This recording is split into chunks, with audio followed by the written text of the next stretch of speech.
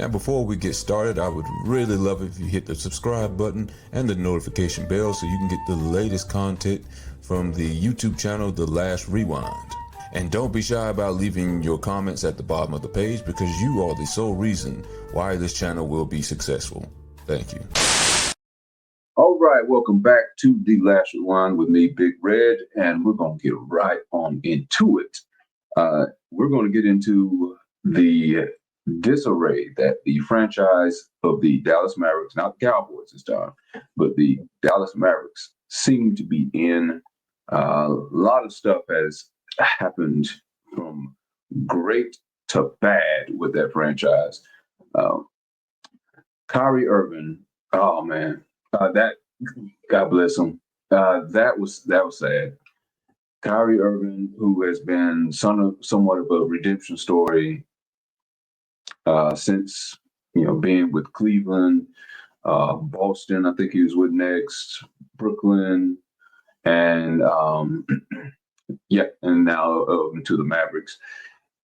He had some trouble along the way because he's sort of seen as a troublesome, not like he did anything outside of basketball, but I guess to different franchises, and then he said some controversial stuff that some group of people didn't care for, and it brought on more negativity to the franchise than it did positivity, and he just didn't seem to be happy in any place he played at. And then he seemed to have found a good home in Dallas. I cannot think of a bad story really that came out of Dallas since he arrived there. He seemed to be the constant professional. Luka spoke glowingly about him. His teammates spoke glowingly about him. And I was wanting at some point to him to get back to the finals and win a championship.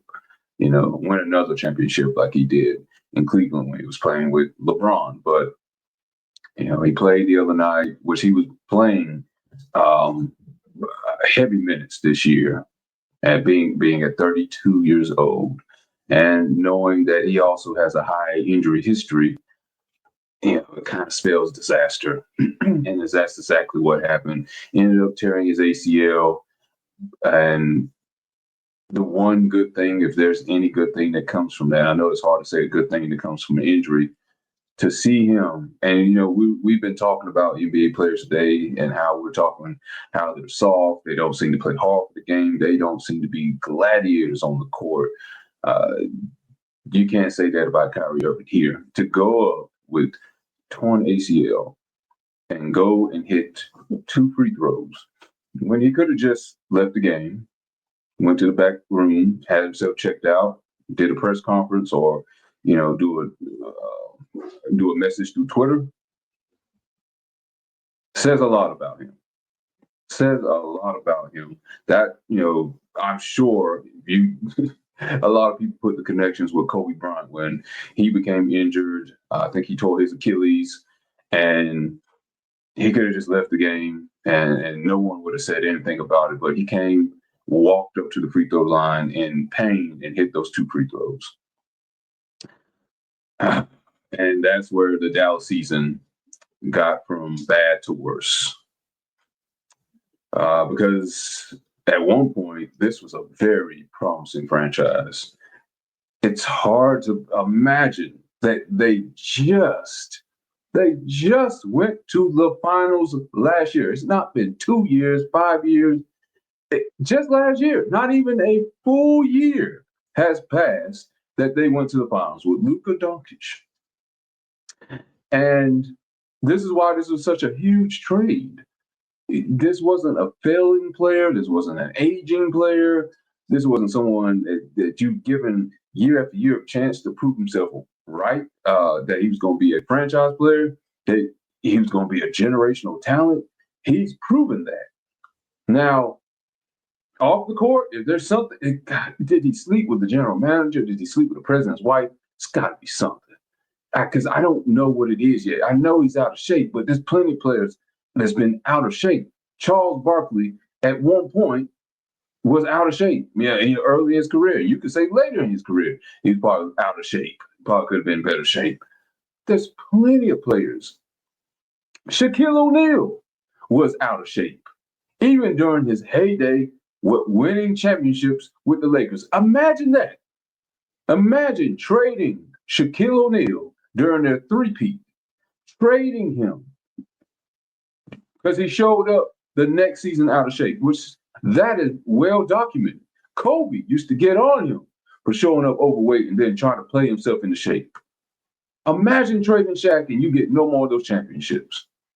Luka Doncic, okay, so yeah, he showed up out of shape. There's got to be something else because I'm not getting it. Nico Harrison, who is receiving death threats, and I don't agree with that, but I understand. I understand the grievances that the fans have with them. I don't agree with the death threats, but you have to understand, how do you go from title contender? Even they were a title contender, even with Luka coming back late in the season and having to play himself into shape. That's how good he is. You don't get rid of players like that. That'd be like LeBron. If LeBron missed 3/4 of the season and the team was still afloat to make the playoffs, and he could come back and contribute, you don't get rid of LeBron. And I know LeBron has always been in phenomenal shape, not knocking him for that. He's been great at that. Luka Doncic, yeah, this Luka Doncic has a body where you would say he's, these people that like to say the NBA players weren't athletic. They try to say that the 90s players were plumbers. I don't agree with that. But if you're going to go with that narrative, then Luka would look like one of those people, even though he was still busting your favorite players behind. I still don't understand why they got rid of him. So Nico Harrison ended up trading him for Anthony Davis. Anthony Davis, let's see, he is 31 years old. Luka is 25, still not even in. That's the thing. He's not even in his prime yet. I think Luka has room to improve, definitely on the physical side if he ever gets there, but he could actually get better. This is so scary. AD, great player, top 75 player as he was voted in. Great defensive guy. Finally was going to get a chance to play his natural position anyway, power forward. He played 31 minutes for Dallas, his first game, and it was over. Now it's reported that he's probably not going to come back for the rest of the season. And I don't know if that's because he's injured that bad or because he sees no reason to come back. Because now Kyrie is done for the season and probably done for some part of the season after that. Achilles tear, you're going to be out for probably 9 months to maybe a year and a half, maybe. And then, even if you come back, you have to play yourself back into shape, play yourself back with some confidence, and to have confidence in that shaky knee that the injury won't happen again. So it's not going to be just easy as just plugging him back in. And he's 32. By the time he comes back, he's going to be probably 33 and a quarter or later. So he's not getting any younger. He's been injury prone. This doesn't help. And I think he was due to sign for a max. I'm not sure he's going to get that now. This has gone all bad. It's gone from great to worse, from championship, being in the finals, playing the Celtics, to probably not even going to make the playoffs. More than likely, they're not going to make it. I'd rather another team take their spot. It's probably going to be a play-in game, and they're probably going to be put out. But this is, you can't blame Nico Harrison for the Kyrie Irving injury. Maybe not all the way indirectly, because Kyrie may have had to play more minutes because he didn't have Luka around, and I guess you can't blame him for that because Luka was gone for the first half of the season. So, but once he came back, maybe the load would have been light for Kyrie, and he would have been fine. But then he got rid of him. Again, I have no idea why. None. But then you trade him for AD. AD couldn't lighten his load because the first game, one game, he's gone. So Kyrie has to continue playing these extensive minutes at his. He's not an old person, but due to, like I said, his injury history, he's aged, and this doesn't help. Nico Harrison has to keep his head on the swivel. Like I said, I don't wish any violence on him. He does not deserve violence. He's a general manager, but you might have to apologize, dog. You might have to, because none of your trades have made any sense. Well, I won't say none of. This trade doesn't make any sense. And for the people who say, well, I keep hearing they say, maybe Luka's body's going to just give up on him in the next 3, 4, 5 years. So they were preparing for that. And I still don't agree with that, because check this out. Kawhi Leonard, who was with the Spurs, he was injured. He had some mystery illness they couldn't figure out. I think he was saying it was his quad. They were saying there was nothing wrong with him. And eventually Popovich got him out of there.